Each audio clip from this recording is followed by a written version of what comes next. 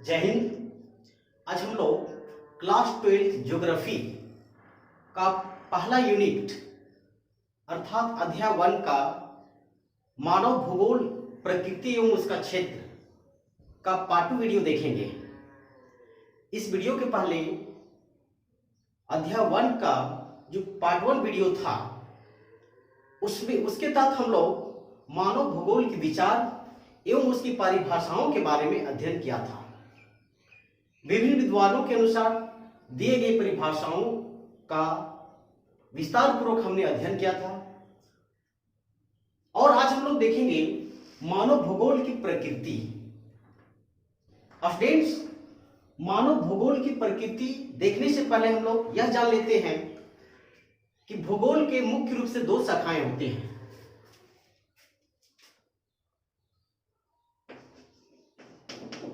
भूगोल का मुख्य रूप से दो शाखाएं, एक होता है जो हम लोग पढ़े हैं मानव भूगोल, एक होता है भौतिक भूगोल। भौतिक और मानव। हम सभी ने क्लास 11th में 11वीं कक्षा में भौतिक भूगोल के बारे में विस्तार पूर्वक अध्ययन किए हैं।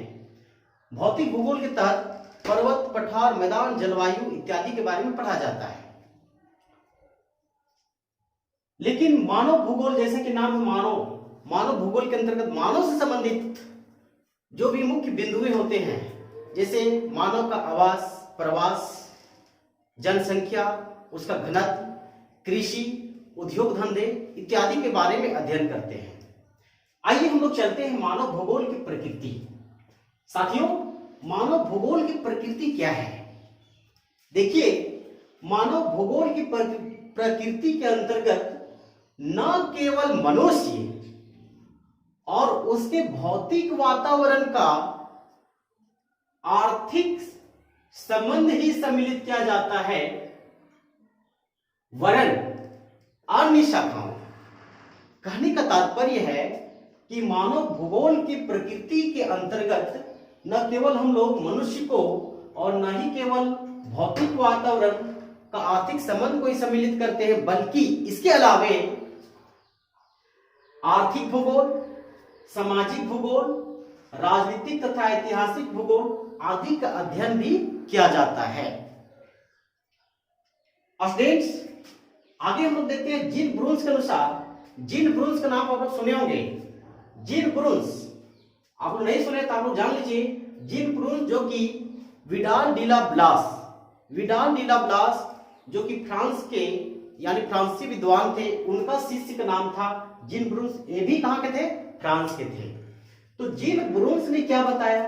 भौगोलिक आत्मा का प्रदेश, सुनिए, भौगोलिक आत्मा का प्रदेश आर्थिक, जनसांख्यिकी, प्रजाति एवं इतिहास आदि विज्ञानों के सम्मिलित प्रयासों एवं प्रभावों की देन है।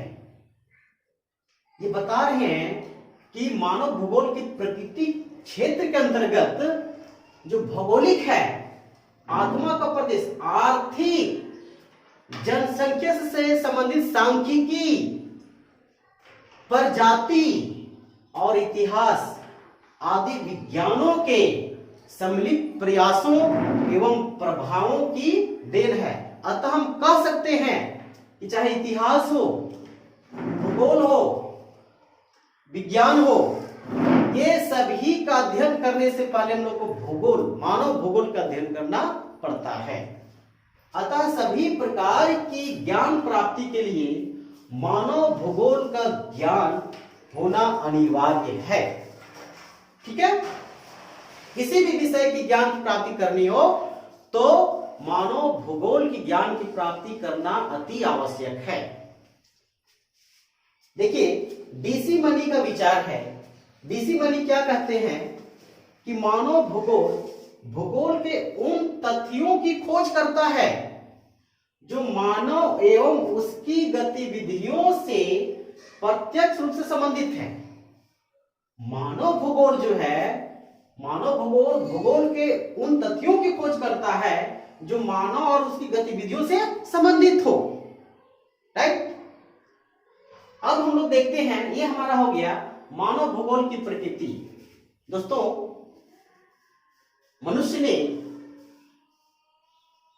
मनुष्य की जैसे जैसे पृथ्वी में चेंजिंग हो रही है, परिवर्तनशील होते जा रहा है, मनुष्य भी अपने कार्य के क्षेत्र में प्रगति करते जा रहा है। आज मनुष्य ने भूमि अर्थात पृथ्वी में बड़े बड़े नदियों में बांध बनाकर जल विद्युत उत्पादन कर रहा है, जो कि उसके कार्य की प्रगति को दर्शाता है। आइए हम लोग चलते हैं, अगला टॉपिक जो है मानव भूगोल का विषय क्षेत्र। ये था हमारा मानव भूगोल की प्रकृति। अगला टॉपिक है मानव भूगोल का विषय क्षेत्र। देखिए, मानव भूगोल के विषय क्षेत्र के अंतर्गत न केवल भौतिक वातावरण बल्कि आर्थिक परिस्थितियां के साथ साथ सांस्कृतिक तथ्य का भी अध्ययन किया जाता है। अर्थात मानव भूगोल के विषय क्षेत्र के अंतर्गत भौतिक वातावरण, आर्थिक परिस्थितियां तथा सांस्कृतिक तथ्य जैसे मनुष्य वितरण यानी जनसंख्या का वितरण, जनसंख्या का प्रसार, घनत्व है ना, जनसंख्या का घनत्व, फिर है आवास प्रवास, रहने का स्थान, बस्तियां, मानव बस्तियां, जो कि हम लोग अगले चैप्टर में अध्ययन करेंगे। नगर, परिवहन के साधन एवं मार्ग विषय क्षेत्र आते हैं। ठीक है। अब है जो मानव भूगोल का विषय क्षेत्र के बारे में हम लोग देख लिए। मानव भूगोल के विषय क्षेत्र में हम लोग मुख्यतः क्या देखते हैं? भौतिक वातावरण, आर्थिक परिस्थितियां के साथ साथ सांस्कृतिक तथ्य भी मानव भूगोल के विषय क्षेत्र में आते हैं। सांस्कृतिक तथ्य जैसे मनुष्य का वितरण, ठीक है, उसका घनत्व, उसके रहने का स्थान यानी बस्तियां या आवास प्रवास, नगर, परिवहन, यातायात के साधन इत्यादि इसके विषय क्षेत्र आते हैं। विभिन्न विद्वानों ने देखिए अपने अनुसार मानव भूगोल के विषय क्षेत्र को अलग अलग ढंग से प्रस्तुत किया है। जैसे विडाल डी ला ब्लास महोदय ने मानव भूगोल के विषय क्षेत्र को मुख्यतः 3 भागों में वर्णन किया है, 3 वर्गों में बांटा है। पहला है जनसंख्या, दूसरा है सांस्कृतिक तत्व, तीसरा है यातायात के साधन। ठीक है।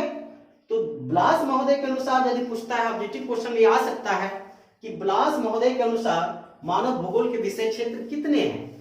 ओनली 3 हैं। कितने हैं? 3 हैं। जनसंख्या, सांस्कृतिक तत्व, यातायात के साधन। जीन ब्रून्स, जैसे कि आप लोग को अभी बताया गया था, जीन ब्रून्स जो कि फ्रांसीसी विद्वान है, ये किनके शिष्य हैं? आप लोगों को बताया गया था ब्लास के, है ना। जो ब्लास है ना, विडाल डी ला ब्लास के शिष्य हैं, ये भी फ्रांस के ही हैं, फ्रांसीसी विद्वान ये भी हैं। इनकी एक पुस्तक है ह्यूमन ज्योग्राफी, ये भी याद रखेंगे आप लोग। जैसे आप लोगों को बताया गया था फ्रेडरिक रैटजेन की एक पुस्तक है एंथ्रोपोजियोग्राफी, उसी प्रकार जीन ब्रून्स की पुस्तक का नाम है ह्यूमन ज्योग्राफी। ह्यूमन ज्योग्राफी के तहत इन्होंने मानव भूगोल के विषय क्षेत्रों का जो वर्णन किया है वो 3 क्षेत्रों में बांटा है और उसके उपक्षेत्रों का भी उसके तहत वर्णन किया गया है। देखिए इनका 3 वर्ग कौन कौन है और इसके अंतर्गत आने वाले उपवर्ग कौन कौन है। देखिए पहला है मिट्टी के अनुत्पादक उपयोग।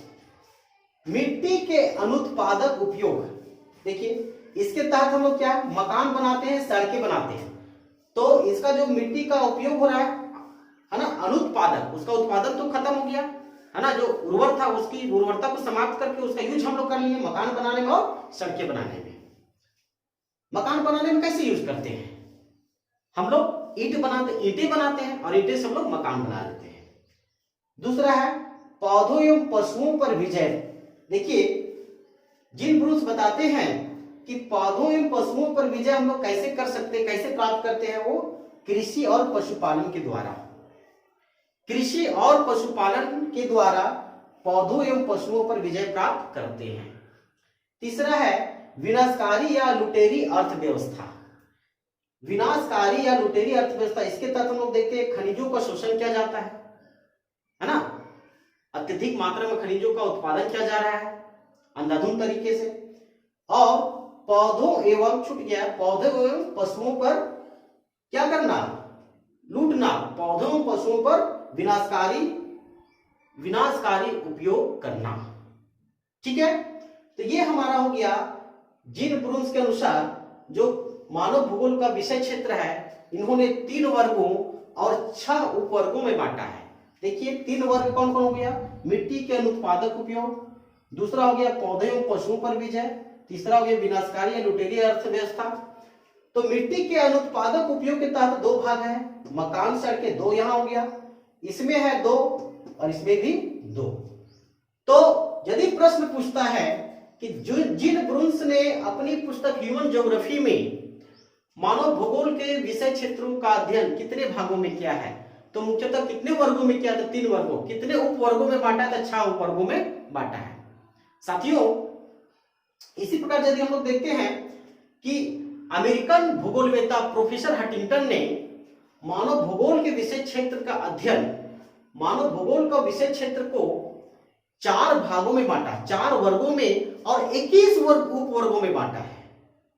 इस प्रकार से हम लोग देखें कि मानव भूगोल का विषय क्षेत्र अलग अलग विद्वानों ने अपने अनुसार अलग अलग भागों में बांटने का प्रयास किया है। तो आज का वीडियो हमारा यही इन होता है। इसके तहत हम लोग पढ़ेंगे पार्ट 3 वीडियो, जिसे आप लोग देखना ना भूलिएगा। ओके, बहुत बहुत धन्यवाद।